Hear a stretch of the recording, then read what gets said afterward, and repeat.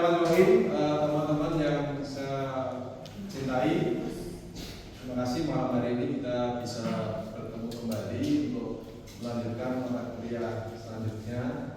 Ya, senang sekali kita bisa bertemu kembali setelah kita seminggu yang lalu atau pertemuan yang kemarin kita jelaskan dan kita sampaikan tentang bagaimana apa itu ilmu lingkungan, hukum lingkungan, dan kaitannya atau hubungannya antara ilmu lingkungan dan hukum lingkungan.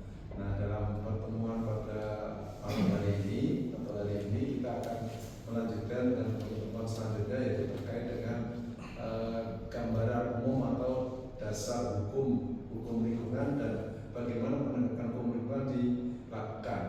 Ya, tentunya sebelumnya kita sampaikan dulu tentang apa itu hukum lingkungan yang sudah pernah kita diskusikan ya. Jadi yang pada prinsipnya dasar-dasar hukum apa sih yang mendasari hukum lingkungan ya. Tentunya bisa kita mulai dari pertama yaitu Undang-Undang Nomor 5 Tahun 1960 yaitu tentang pokok-pokok agraria ya. Kemudian yang kedua, inilah yang menjadi dasar atau menjadi arahan acuan bagaimana kita mengelola dan melaksanakan segala kegiatan yang dasarnya adalah lahan atau tanah. Itu semuanya diatur di dalam Undang-Undang Nomor 5 Tahun 1960 tentang pokok agraria. Kemudian yang kedua adalah Undang-Undang Nomor 5 Tahun 1990 yaitu tentang konservasi sumber daya alam hayati dan ekosistemnya. Jadi undang-undang ini khusus mengatur tentang bagaimana melindungi flora dan fauna yang ada di Indonesia seluruhnya. Jadi diatur di dalam Undang-Undang Nomor 5 Tahun 90 termasuk pemanfaatannya. Jadi kalau kita memiliki sumber daya alam berupa flora dan fauna itu bukan berarti kita lindungi dan tidak kita apa-apakan, tapi bisa dimanfaatkan tentunya dengan aturan-aturan yang sesuai dengan ketentuan yang diatur. Dalam undang-undang ini ada beberapa peraturan pemerintah yang mengatur tentang pemanfaatan dan perlindungannya, yaitu PP Nomor 7 dan PP Nomor 7 yaitu tentang pemanfaatan fauna dan PP Nomor 8 adalah pemanfaatan tentang flora. Ini diatur semua di dalam peraturan perundang-undangan mulai dari Undang-Undang 590 dan PP Nomor 7 dan Nomor 8. Berikutnya adalah Undang-Undang Nomor 26 Tahun 2007 yaitu tentang penataan ruang.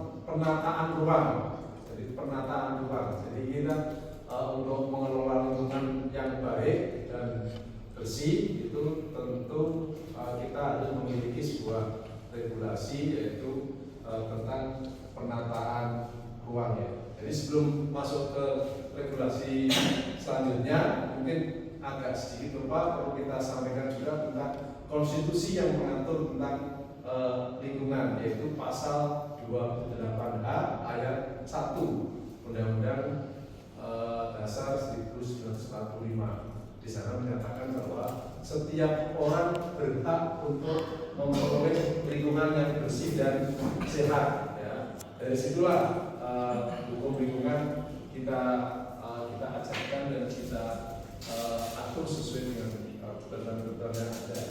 Ya. Jadi kembali lagi kita haruskan tentang Undang-Undang Nomor 26 Tahun 2007 tentang penataan ruang. Ini mengatur secara keseluruhan ruang yang ada di Indonesia diatur di dalam undang-undang ini, mulai dari tata ruang nasional sampai dengan tata ruang wilayah yang diatur dengan peraturan Perda. Ya, jadi atasnya undang-undang mengatur dengan tata ruang wilayah RT/RW. Undang-undang berikutnya atau regulasi berikutnya adalah tentang Undang-Undang Nomor berapa? Undang-Undang Nomor tentang perkebunan, Undang-Undang Nomor 14 Tahun 2014 yaitu tentang Undang-Undang Nomor 39 tahun 2014 ya, itu mengatur tentang perkebunan ya, bagaimana bisa berkebun dan bagaimana aturan tentang perkebunan itu diatur di dalam Undang-Undang 39 tahun 2014. Saya sampaikan tadi itu semuanya berpotensi untuk menimbulkan kerusakan lingkungan. Oleh karena itu setiap pemanfaatan dan penggunaan yang diatur di dalam undang-undang yang saya sampaikan tadi itu semuanya harus dilengkapi dengan analisis mengenai dampak lingkungan ya, termasuk di dalamnya juga undang-undang nanti nomor 41 tahun 1999 tentang kehutanan ya, baik undang-undang kehutanan, undang-undang perkebunan, undang-undang pertambangan, itu semua sektor-sektor yang pemanfaatannya itu memerlukan analisis dampak mengenai lingkungan. Jadi asas keseimbangan antara ekonomi, sosial dan lingkungan itu harus tetap terjaga. Dan kemudian regulasi berikutnya adalah Undang-Undang Nomor 32 tahun 2009 tentang perlindungan dan pengelolaan lingkungan hidup. Nah, undang-undang inilah ya yang memagari dan memberikan rambu-rambu terhadap semua kegiatan yang diatur oleh undang-undang yang saya sampaikan tadi, mulai dari undang-undang perkebunan, undang-undang pertambangan, undang-undang kehutanan, dan semuanya itu dipagari atau diberikan rambu-rambu oleh Undang-Undang 32 tahun 2009 tentang pengelolaan dan perlindungan lingkungan hidup. Yang terakhir itu adalah Undang-Undang Nomor 6 tahun 2023 yaitu tentang cipta kerja sebagai wujud dari perubahan sistem baru ya, dengan memasukkan Omnibus Law. Undang-undang tersebut mengatur tentang undang-undang yang ada di Indonesia. Jadi cukup banyak undang-undang yang masuk di dalam Undang-Undang 6 tahun 2023, sehingga undang-undang tersebut sebagai undang-undang Omnibus Law yang pasalnya sangat banyak sekali sampai ribuan. Maka dalam undang-undang tersebut dibagi per klaster-klaster ya, khususnya klaster lingkungan hidup itu ada di sana. Mungkin itu regulasi-regulasi yang perlu saya sampaikan ya. Kemudian berikutnya adalah menyangkut kalau kita sudah memiliki regulasi, sudah memiliki aturan yang baik ya dari semua undang-undang yang kita sampaikan, tentu pertanyaan kita adalah bagaimana melakukan penegakan hukumnya ketika ada pelanggaran yang sudah diatur di dalam undang-undang yang saya sebutkan tadi ya.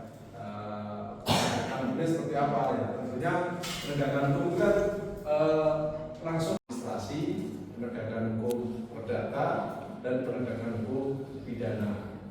Ya, kita mulai dari penegakan hukum administrasi. Dari mana kita melakukan penegakan hukum administrasi? Ya, yaitu dimulai dari adanya kegiatan yang namanya pengawasan, ya, atau evaluasi. Untuk apa pengawasan dan evaluasi itu? Terkait dengan penegakan administrasi, maka kegiatan pengawasan atau evaluasi itu adalah untuk memastikan bahwa kepatuhan terhadap pelaku usaha ketika dia memperoleh izin, maka kepatuhannya sampai di mana? Ya, karena di dalam izin itu kan ada hak dan kewajiban. Jadi sejauh mana pengawasan itu dilakukan terhadap kepatuhan pelaku usaha atau pemegang izin terhadap hak dan kewajiban yang diberikan. Nah, dari pengawasan tadi, maka di situ akan ada temuan-temuan, ya, temuan-temuan. Nah, temuan-temuan itulah yang biasanya ditindaklanjuti dengan sanksi-sanksi, ya, mulai dari sanksi teguran lisan, teguran tertulis, pembekuan izin sampai kepada pencabutan izin.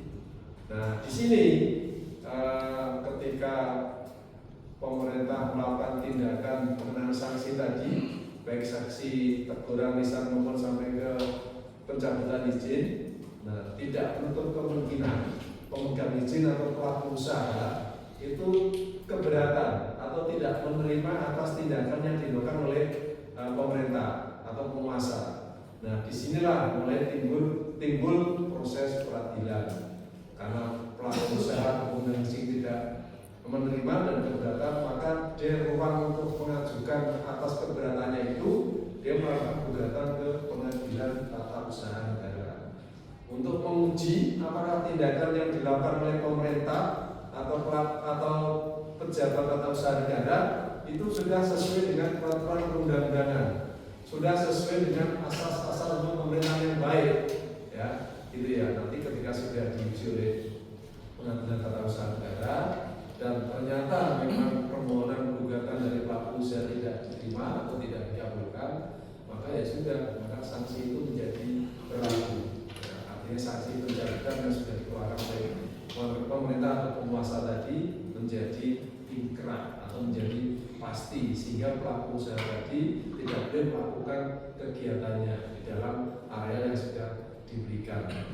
Jadi fungsi pencabutan tadi itu harus dimaknai sebagai bahwa ketika izinnya dicabut, maka itu haknya berhenti, haknya untuk mengambil hak yang diberikan izin tadi menjadi berhenti, tapi kewajibannya tetap berlangsung. Kewajiban kepada negara dan bentuk penerimaan negara bukan pajak atau apapun itu tetap berlangsung dan itu terus berlangsung. Itu terkait dengan penegakan hukum administrasi.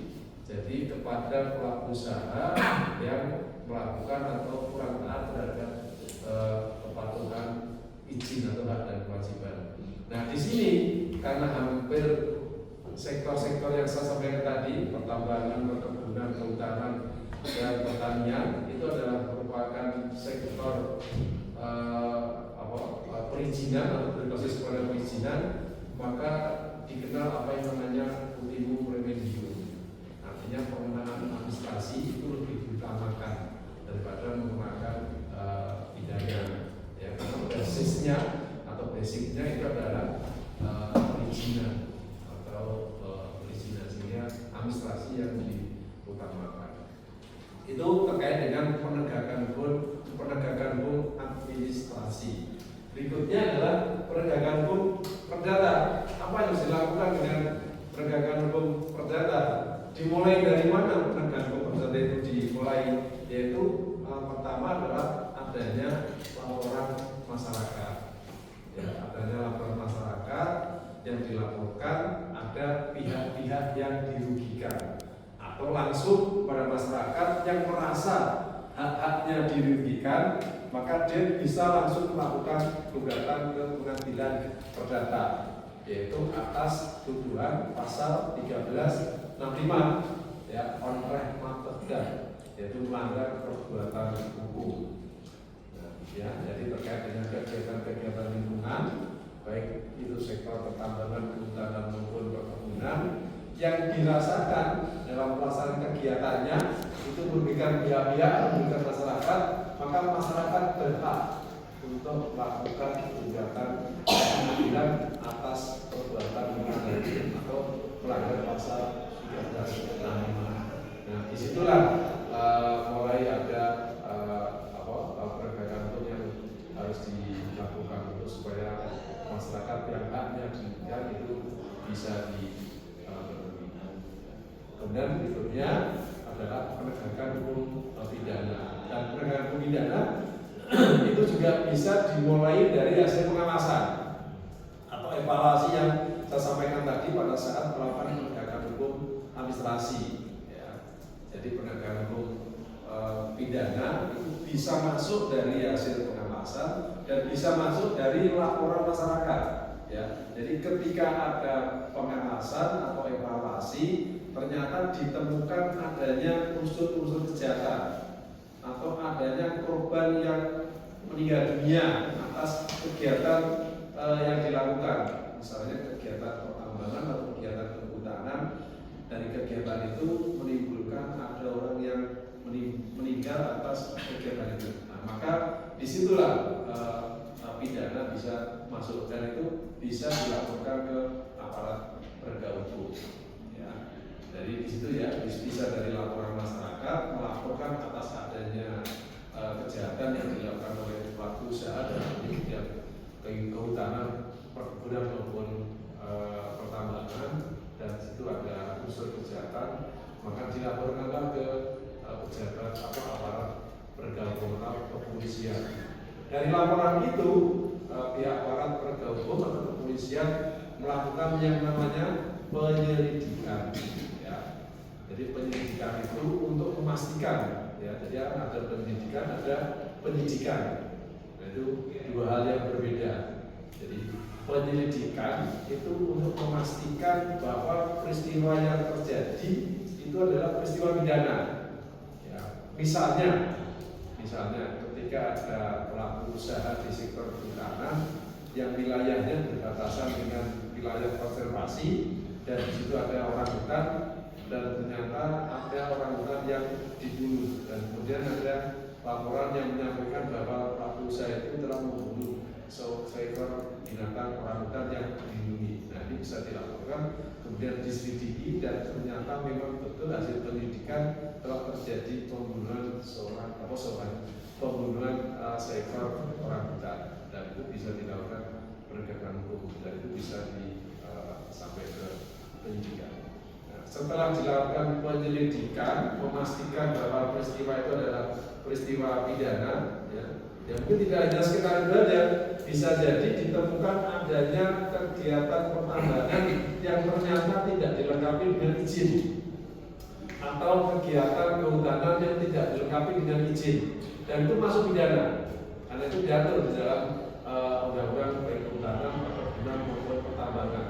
Jadi ketika ada orang melakukan pertambangan ternyata tidak dilengkapi dengan izin, maka itu adalah pidana, sehingga bisa diproses menjadi perbuatan pidana dan penegakan hukum dan penegakan hukum pidana. Tentunya tadi terlebih dahulu dilakukan penyidikan, setelah dilakukan penyidikan bahwa betul memang kegiatan yang dilakukan tidak dilengkapi dengan izin pertambangan atau IU lah ya namanya. Jadi ada izin usaha pertambangan itu kalau arealnya di luar kawasan hutan. Kalau arealnya ada di dalam kawasan hutan, di samping ada izin usaha pertambangan, ada juga yang namanya izin pinjam pakai kawasan hutan, karena lokasinya di dalam kawasan hutan. Ya, sering mendengar ya, ada IPPKH, izin pinjam pakai kawasan hutan. Jadi izin pinjam pakai kawasan hutan itu di samping ada dikeluarkan dari Kementerian Kehutanan, tapi syaratnya harus mempunyai izin usaha pertambangan. Jadi ada satu areal yang mungkin amdalnya dua itu. Jadi ketika dia mengurus izin usaha pertambangan ada amdal, kemudian dia mengurus lagi izin pinjam pakai kawasan hutan ada amdal juga. Jadi ada dua amdal yang mungkin kajiannya atau penelitiannya itu menggambarkan hal yang berbeda. Ya, satu menggambarkan tentang kondisi pertambangannya, satu menggambarkan tentang kondisi kawasan hutan. Dan itu tidak dilengkapi, maka itu adalah perbuatan pidana. Sehingga laporan yang disampaikan oleh masyarakat tadi bisa ditindaklanjuti dengan penegakan hukum pidananya, karena ada kegiatan yang dilakukan tanpa izin atau ilegal, ya, illegal mining atau illegal logging. Ya, itu biasa kita sering mendengar kalimat-kalimat itu.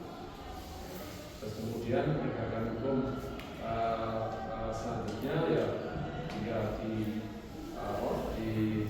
pengadilan, ya, setelah dilakukan penyidikan maka ditingkatkan menjadi penyidikan, ya. Jadi penyidikan itu sudah dipastikan adanya pelaku yang diduga melakukan, ya. Jadi tadi penyidikan adalah memastikan peristiwanya, baik peristiwa pidana bahwa melakukan kegiatan tanpa izin, kemudian diselidiki atau disidik, dilakukan penyidikan, maka itu adalah untuk memastikan ada orang yang diduga melakukan kegiatan tanpa izin tadi, ya, itu. Sehingga dilanjutkan dengan penyidikan dan ditemukan misalkan PTA atau PTB yang melakukan perbuatan tadi, ya, melakukan pertambangan tanpa izin atau melakukan kegiatan kehutanan tanpa izin, maka langsung bisa dilanjutkan ke pengadilan.